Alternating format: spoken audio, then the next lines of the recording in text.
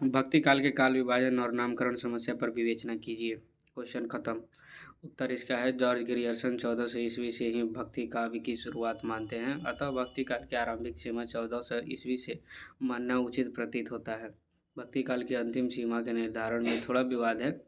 विवाद के कारण केशवदास हैं। केशवदास भक्ति काल के कवि हैं या रीति काल के? विवाद का यही बिंदु है। केशवदास का रचनाकाल 1555 ईस्वी से लेकर 1617 ईस्वी तक है। रचना काल की दृष्टि से केशव भक्ति काल में आते हैं, लेकिन उनकी रचना शैली और साहित्य चेतना का स्वर रीतिवादी है। यही प्रश्न उठता है कि भक्ति काल का रूपांतरण किस प्रकार से रीति काल में हुआ। भक्ति में प्रेम और समर्पण मुख्य भाव थे।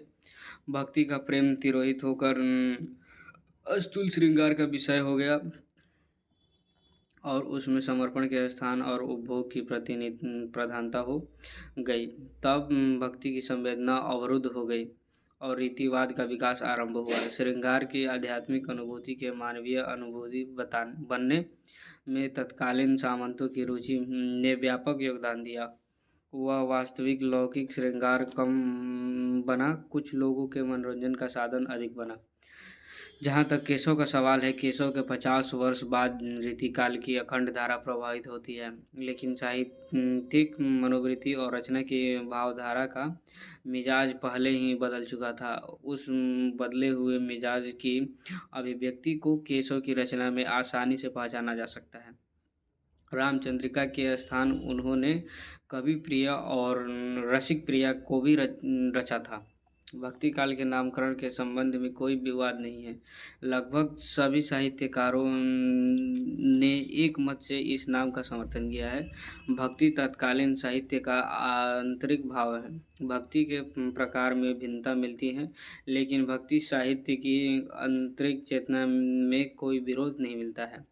भक्ति कहाँ तक धर्म और अध्यात्म का विषय है तथा कहाँ इसमें मानवीय गरिमा है, इस पर थोड़ी चर्चा आवश्यक है।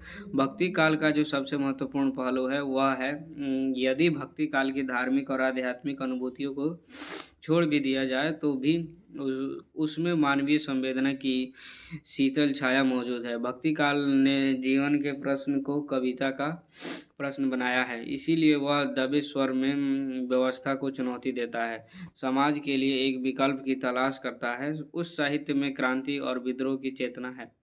भक्ति साहित्य कालजयी इसलिए है कि उसने जीवन की जटिलताओं के काव्य के उद्देश्य के रूप में प्रस्तावित किया। भक्ति काल में जीवन मूल्यों को केंद्र में रखकर भिन्न भिन्न प्रकार के भक्ति की उपधाराएं फूटती रही हैं। वैचारिक रेखाओं में भिन्नता के आधार पर उनका अलग पथ बनता गया। काल विभाजन और नामकरण के लिए इन उप विभाजनों को भी समझना आवश्यक होगा। भक्ति काल में जो काव्य सामग्री मिलती है उसके दो विभाजन किए गए हैं, निर्गुण भक्ति और सगुण भक्ति। निर्गुण भक्ति के क्रमशः दो विभाजन किए गए हैं, ज्ञानश्रयी शाखा और प्रेम मार्गी शाखा।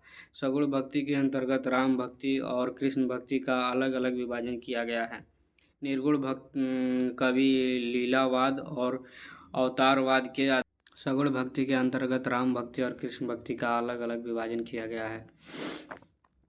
निर्गुण भक्त कवि लीलावाद और अवतारवाद के आधार पर सगुण भक्त कवियों से अलग होते हैं। निर्गुण शाखा के कवियों ने लीला और अवतार की परिकल्पना को नहीं माना। उन्होंने निर्गुण और निराकार ईश्वर की उपासना की। फिर ज्ञानश्रयी शाखा में विद्रोह है। इस धारा के संतों ने वर्ण व्यवस्था की पीड़ा को सहा था, इसलिए उनमें सामाजिक व्यवस्था के प्रति आक्रोश था।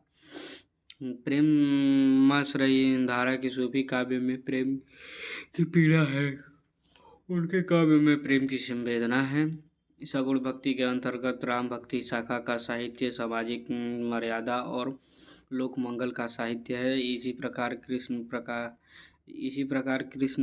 कृष्ण भक्ति साहित्य ने प्रधानतः लोकरंजन के पक्ष को अपनी कविता का विषय बनाया है। यथार्थ रूप से भक्ति आंदोलन एक जन आंदोलन था। जय हिंद।